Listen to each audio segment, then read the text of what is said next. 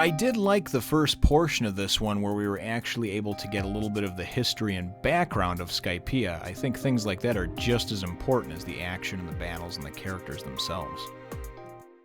One Piece, chapter 248, Former God versus Priest. Well, the plot thickens, doesn't it? Well, hello, my brothers and sisters of the Nerd Nation. I, as always, am Jim, here to bring you another review on the epic and otherworldly tale of One Piece.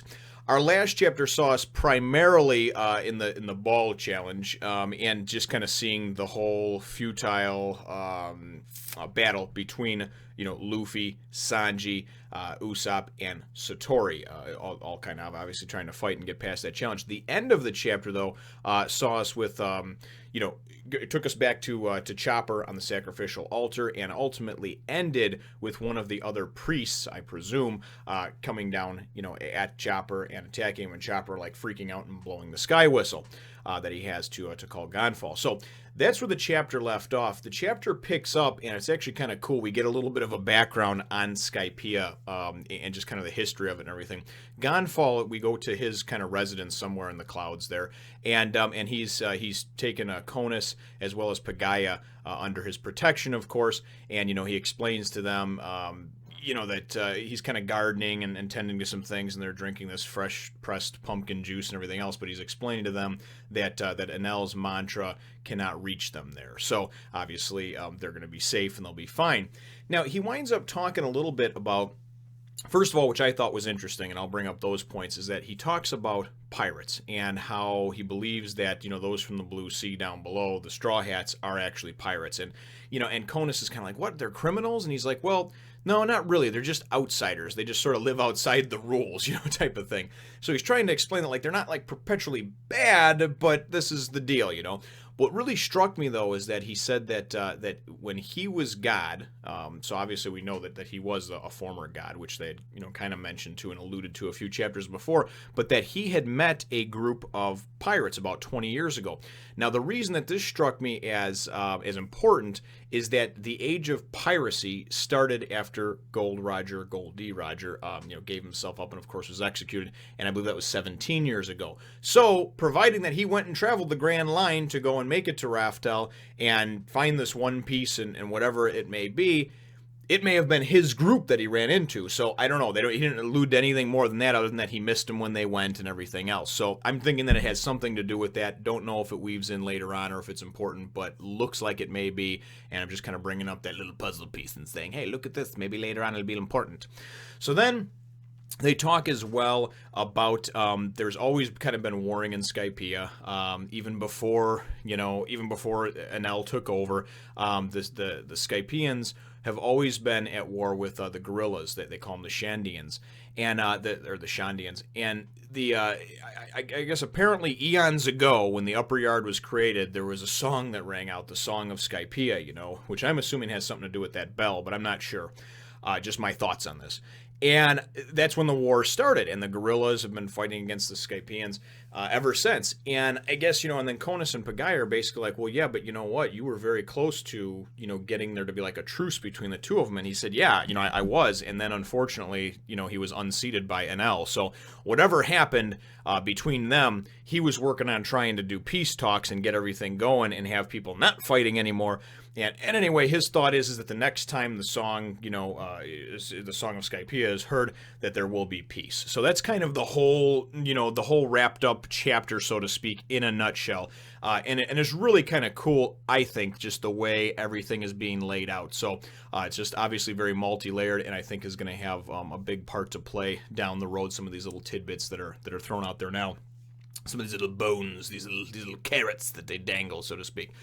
So anyway, so he's talking with them, and then all of a sudden, Pierre or whatever is like, and he's just like, oh, I must go. He's like, just watch over things. I'll be back. I'll be back soon. So obviously he knows that he has to go. He's been called because of Chopper blowing the sky whistle. So he jumps on Pierre and goes flying off into the sunset. Right, God for the man. And so then it goes back to the ship, and Chopper, although in his big human form, the ship is on fire. He's trying desperately to dodge attacks from this, and they introduce him. Well, they introduce first the rock that he's flying on, but then they introduce this priest of one of Enel's priests, and he's actually his name is Shura. So anyway, he's got this little mustache that sticks out. This little almost like it's not like a Fu Manchu, but it's like a it's not a Hitler. It's a can't quite think of it right now, but it's almost like a little Three Musketeers type one. Like a Captain Hook, where he uses like the wax to go into. He doesn't curl it, but it just goes straight out. Anyway, he's an interesting fellow, and he flies on that rock, and he's burning the boat, and so whatever his power is, it's somewhat fire based, or obviously can ignite things, and he's got this sky looking lance and everything. So he goes and the boat's mast starts on fire, and Chopper goes and like pulls it off and like throws it in the water, and Chopper's like freaking out. He's like, no, please don't kill me, don't destroy the boat, don't nothing, So this guy's like, what the hell, dude? You're on the sacrificial altar. Like, somebody's got to die. Like, you don't want to die. You don't want your friends to die. You don't want me to burn your boat. That's not how it works, bro, okay? When you come into this area, this is how things are. And then he goes on to explain that each one of the 4 priests has a different part that's basically like their domain of the forest, right? And that's probably where those challenges lead into. And that's their domain, right? And none of the other priests are allowed to come in there and mess with their little Hunger Games-like thing that they got going on where they track people down and kill them, However, this altar, the sacrificial altar, is outside of that sort of jurisdiction, and it's just free reign for anybody. So he can just like stop by and be like, I'm going to kill some people, or they can fight over him or whatever, kind of like they were with that one guy that was running from them, and that Nami happened upon. And I also like how it explained too about these guerrillas, these Shandians, and everything else. And I've known this for a few chapters now, but a few chapters back when I did do that chapter, and I had no idea what was going on, and they were introducing all these people, but not formally. So obviously, those guys with the magical rocket launchers and the tiki things, those are obviously these Shandians, these guerrillas. So, which was kind of cool to put that together. So Chopper's like pretty much crying and like begging for his life, as he's trying to run and dodge and keep the ship from, because he's like, I will protect this ship, this is my job. So this guy's basically just making fun of him and just kind of like, oh yeah, whatever, this is how things work, and I'm going to kill you. And he winds up, he nails Chopper, gets him right in the chest or whatever, and again, that's after several different things happen. And then and there's also this part where he's just like, yeah, it also says that you have to be sacrificed and killed if the other 3 that were with you swung across the line and ran off into the forest, like exactly what happened with Zoro and Robin and Nami. And he's like, Chopper's like, oh yeah, like that's happened before, right?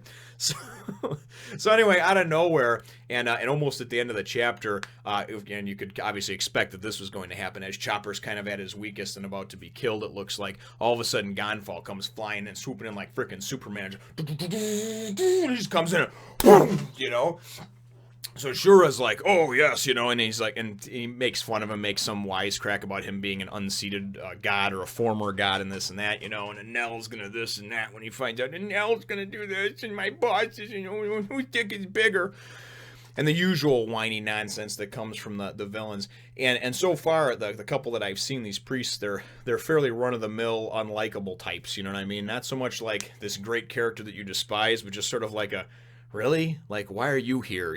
I can't wait until you get your ass handed to you. But although they are kind of interesting, and there's obviously more to find out too about this mantra and everything else, the power that obviously Enel and his priests have, or at least 1 or 2 of them that we've seen so far. Because we also saw that when he was fighting Chopper, that Chopper was like, what the hell? It's like he can predict my moves. It's like he knows what I'm going to try to do.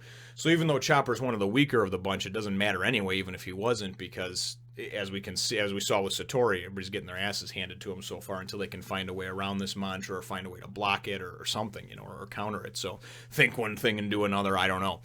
But really, that's how the chapter ends, is them kind of tussling. He gets on Shura gets on his rock, and the giant bird that he's on, and they come clashing and battling, and it's pretty cool because actually at the end of the chapter, it looks like Ganfal gets the best of him. There's some back and forth, there's some crack, and there's some, but it looks like right here at the end, it looks like Ganfal goes and or maybe actually no, maybe they both get nailed. Looks like they both wind up crashing into each other. For some reason, when I first saw that, I thought Ganfal was still actually on his on his bird or whatever. So, but yeah, it looks like they both clashed or crashed or whatever. And Ganfal, he even says, he's talking to his rock, or to his to Pierre, his bird that turns into a magical flying unicorn, Pegasus type deal. He said he's like, this is a formidable foe that we're going to be fighting. So it's kind of cool because the whole chapter is like, it's like God versus priest or whatever, or former God versus priest. So definitely kind of an epic clash, and I'm waiting to just biting my nails to see the next chapter. So my chapter question is, knowing what you know at this point and thus far, what are your thoughts, of course, on Shura, the second priest that we have seen? So I know, obviously, I asked about Satori a couple of chapters ago, but it is a new character that's being introduced. And what do you think about him, his bird, and then of course his rock, and then all of a sudden, not all of a sudden, but then the powers that we've seen thus far? Leave your answer to that question in the comments down below. Feel free to hit the thumbs up, the like button if you should think that I deserve it, and subscribe if you have not done so already.